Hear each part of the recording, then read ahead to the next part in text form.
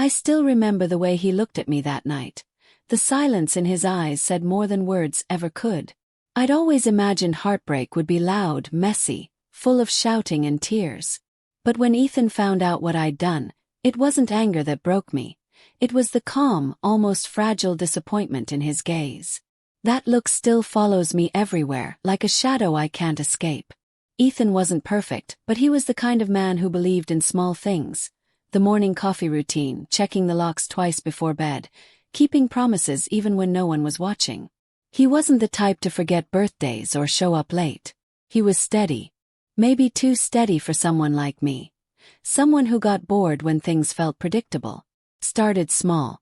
Text message here, a casual lunch there. I told myself it was harmless, that Daniel and I were just friends, just co-workers who understood each other. He made me laugh when work felt unbearable, and he listened when Ethan was too tired to talk. I didn't realize I was crossing a line until one night. I deleted a message before Ethan could see it. That's when it began. The quiet dishonesty that eats away at your soul, one excuse at a time. Ethan trusted me completely. He never went through my phone or asked where I was going.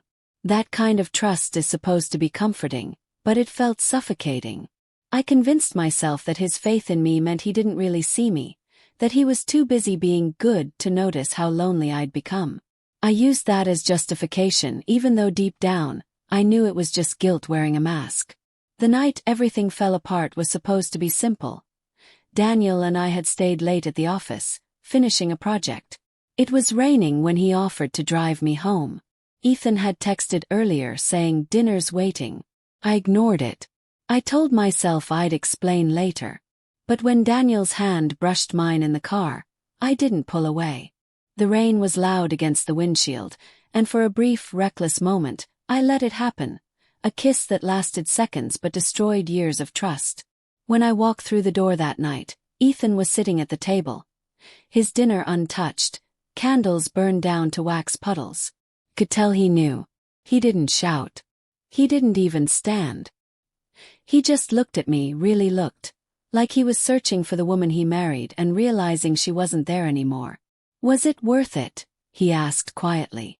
I opened my mouth, but nothing came out. 'Cause how do you answer that? How do you justify betraying someone who gave you everything? My silence was all the confession he needed. He didn't pack his bags or slam the door. He just stood, walked past me and said, "You took something I can't get back." The door closed behind him, and with it, every ounce of warmth left the room. The next morning, his side of the closet was empty. His toothbrush was gone. And on the counter he'd left his wedding ring, placed carefully beside a note that simply said, "You don't destroy what you love." I read it over and over until the words blurred. That sentence carved itself into me, and no amount of tears could wash it away. It's been months now, but I still wake up expecting to hear his footsteps in the kitchen, the sound of the coffee machine sputtering to life. Every time I close my eyes I see that same expression. Not hatred, not rage, just quiet heartbreak. And somehow, that hurts more than anything else he could have said. For weeks after Ethan left, I lived like a ghost in our home, moving through rooms filled with echoes of the life we built together. His jacket still hung by the door, the faint trace of his cologne clinging to the fabric like it refused to forget him. I'd catch myself reaching for my phone, typing his name, then stopping before hitting send. What could I say that would matter now? "I'm sorry" had lost its meaning the moment I crossed that line. People tell you time heals everything, but they never mention how slowly guilt decays.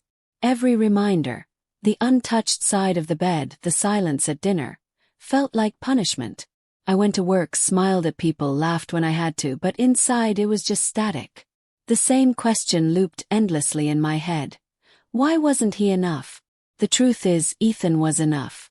I wasn't. I had mistaken comfort for complacency, love for routine. He gave me stability and I craved chaos, mistaking it for passion. I see that now, but seeing doesn't undo what's been done. One evening, about 2 months later, I ran into his sister at a grocery store. She froze when she saw me, like she didn't know whether to speak or walk away. I managed a week, hey, and she just said, "He's been staying with Mom." Her tone was cold but not cruel, just heavy with the kind of disappointment you can't fix. Before leaving, she added, "He doesn't hate you, you know. He just doesn't recognize you anymore." That line shattered me more than anger ever could. That night, I sat in our living room, surrounded by the remnants of us. Framed photos, his old books, the plant he used to water every morning. And for the first time, I let the truth sink in. He wasn't coming back. Not because he couldn't forgive me, but because forgiving me wouldn't bring him peace. Sometimes walking away is the only mercy left. I tried writing him a letter. It was supposed to be closure, an apology, a confession, something to ease the weight on my chest. But every time I tried to explain, it sounded like an excuse. I was lonely. We grew apart. None of it was true enough to make sense. What I really wanted to say was, I destroyed the only person who ever looked at me like I mattered. Weeks turned into months. The seasons changed. But that night, his expression, that quiet devastation, stayed vivid. There are moments it plays behind my eyelids like a film reel I can't stop.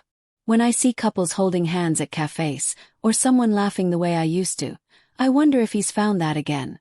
Peace, love, someone new. Hope he has. I've thought about reaching out.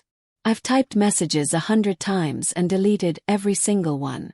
Because deep down, I know this isn't my story to fix anymore. His healing doesn't need my presence, it needs my absence. And maybe, in a twisted way, that's my final act of love, to stay gone. Sometimes I walk by the park where we used to spend Sunday mornings. The benches are still there, the same coffee cart, the same smell of rain on grass. But it feels different now, like the world moved on and I'm the only one standing still. I sit there and think about the woman I used to be, and the man who loved her enough to believe she wouldn't break him. If I could go back, I wouldn't beg for another chance. I wouldn't ask him to forgive me. I'd just tell him the truth I learned too late. That loyalty isn't built on excitement, it's built on quiet constancy, on the small, ordinary moments we take for granted until they're gone. Every love story teaches something. Ours taught me that betrayal doesn't end with goodbye. It lingers, reshaping who you are, forcing you to face the version of yourself you tried to hide. And as much as it hurts, maybe that's the price of understanding what real love is, realizing it only once you've lost it. Ethan's probably somewhere new now. Maybe happier, maybe still healing. But I know one thing with absolute certainty. No matter how much time passes, the look in his eyes that night will always follow me.